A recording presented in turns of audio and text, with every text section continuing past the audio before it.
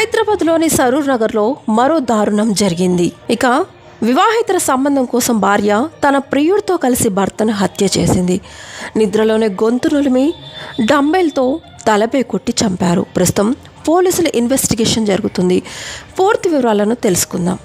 భార్య భర్తను చంపడం, భర్త భార్యను చంపడం వంటి ఘటనలు ఈ మధ్య పెరిగిపోతున్నాయి. ఇందుకు ఇల్లీగల్ అఫైర్స్ మెయిన్ రీజన్స్గా మారుతున్నాయి. తాజాగా ఇలాంటి ఘటనే మరొకటి సరూర్ నగర్ పోలీస్ స్టేషన్ పరిధిలో వెలుగు చూసింది.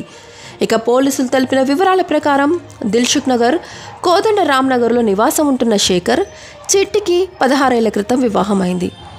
వీళ్ళ సొంతూరు నాగర్ కర్నూల్. శేఖర్ క్యాబ్ డ్రైవర్ కావడంతో నగరంలో అయితే పని బాగా దొరుకుతుందని ఫ్యామిలీని ఇక్కడికి షిఫ్ట్ చేశారు. దంపతులకు ఒక అబ్బాయి, అమ్మాయి సంతానం. అయితే ఇటీవల కాలంలో చిట్టి దారి తప్పింది. ఆమెకు హరీష్ అనే వ్యక్తితో పరిచయం ఏర్పడి అది కాస్త వివాహేతర సంబంధానికి దారి తీసింది. ఈ విషయం తెలియడంతో పద్ధతి మార్చుకోవాలని భర్త పలుమార్లు హెచ్చరించాడు. అయితే ఆమె తన సంబంధానికి అడ్డుగా ఉన్న భర్తను లేపేయాలని డిసైడ్ అయ్యింది.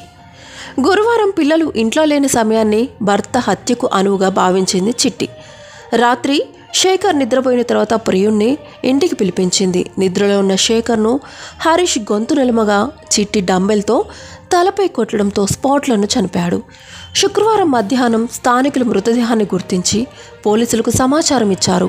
ఇక కేసు నమోదు చేసిన పోలీసులు మృతదేహాన్ని పోస్టుమార్టం చేసేందుకు గాంధీ ఆసుపత్రికి తరలించారు.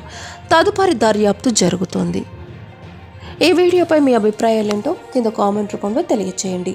ఇలాంటి మరిన్ని ఇంట్రెస్టింగ్ వీడియోల కోసం చూస్తూనే ఉండండి మా ఛానల్. Please subscribe.